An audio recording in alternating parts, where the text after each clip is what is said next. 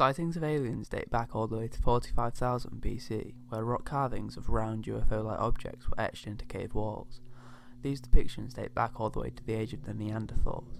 Since then, there have been thousands of documented sightings and encounters with extraterrestrial life.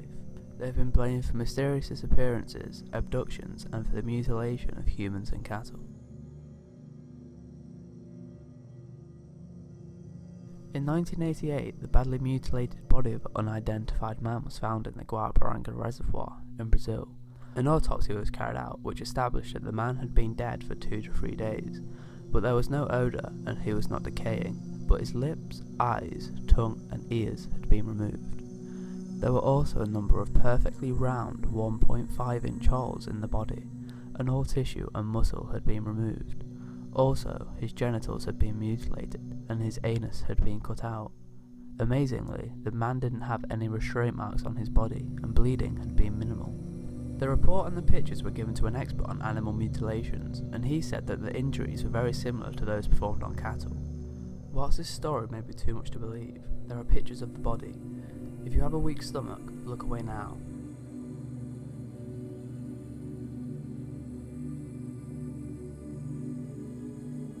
In March 1956, near the Holloman Air Force Base in New Mexico, Sergeant Jonathan Lovette and Major William Cunningham were looking for debris after a missile test. Lovette descended over a small dune and was out of Cunningham's sight for a few moments. Then Cunningham heard Lovette scream. He quickly looked over the dune and said he saw a silver disc-shaped saucer hovering 15 to 20 feet above Lovette. Coming out of the craft was a snake-like object that wrapped itself around Lovette and dragged him up to a ship. The ship then took off into the sky. The shocked Cunningham ran to his jeep and used the radio to report the incident to the base.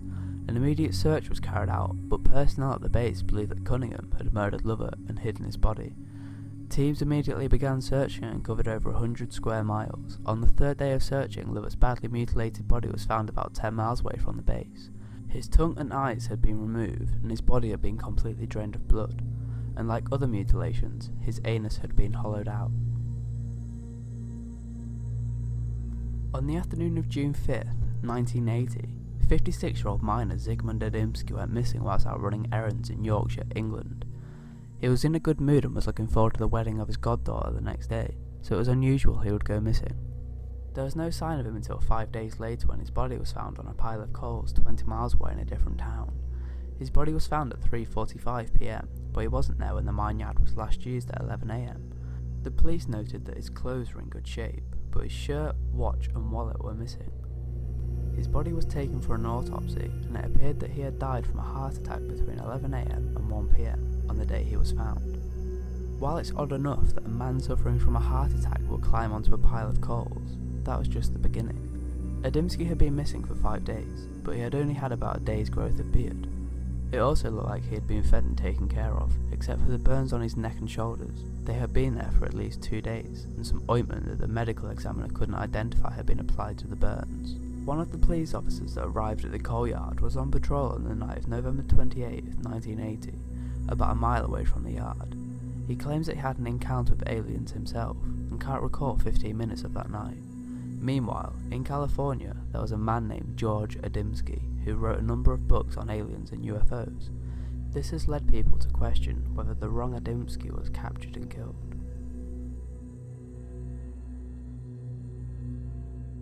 On the afternoon of August 17, 1966, 2 engineers, Manuel Pereira de Cruz and Miguel Jose Viana, left their homes in Rio de Janeiro, Brazil, to supposedly get supplies for work.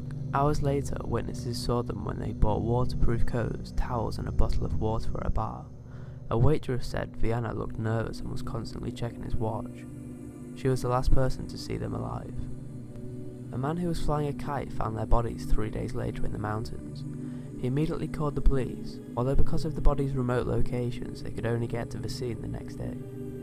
When they did get there, they found one of the most unusual death scenes ever investigated. The 2 engineers were wearing suits, the waterproof coats, and lead masks over their eyes. The masks appeared to be homemade. They also had a notebook with them that read, 4:30, be at the agreed place, 6:30, swallow capsules, after effect, protect metals, wait for signal, mask. The autopsy didn't determine the cause of death, as their organs had deteriorated too much. There was no way of telling what the pill they wrote about consisted of. One theory is that the men were experimenting with some sort of radioactive material, and that's why they wore their lead masks. But that does not explain the towels or waterproof jackets that they had with them. Conspiracy theorists believe that the pair had previously made contact with alien life and were scheduled to meet with them there. The masks and possibly the pill were to protect them. It's also strange that locals spotted an orange disc-like object in the area around the time that the men died. In January 1959, 9 experienced climbers went on a mountaineering expedition in the Ural Mountains. On the 4th night there was a storm and they were stopped in a very inhospitable place near the top of the mountain and forced to set up camp. 10 days later, search teams were assembled to go looking for the 9 mountaineers. They found their camp, but it had been abandoned. In fact, there was a hole cut from the inside of the tent. It looked like they had run away from something in such a hurry that they didn't take any of their clothes or supplies with them. 7 of the bodies were found close to the camp.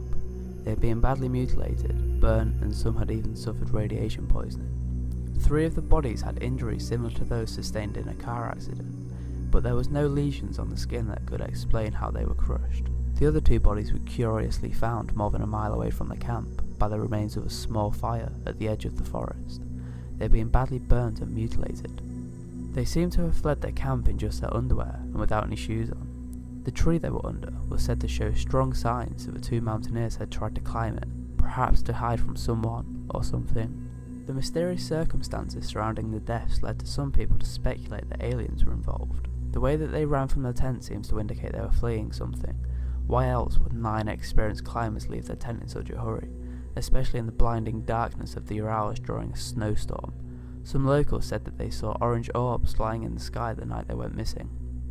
Now personally, I believe that there are without a doubt other life forms out there. The universe is far too vast for us to be the only ones.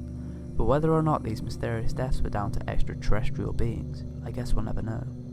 What do you think? Let me know in the comments. So that was 5 horrific deaths linked to aliens. I hope you enjoyed the video. Thanks a lot for watching. If you enjoyed the video, please leave a like and subscribe to my channel to keep up to date with my weekly videos. Also, don't forget to keep in touch on all my social media sites. The links are in the description. See you next time.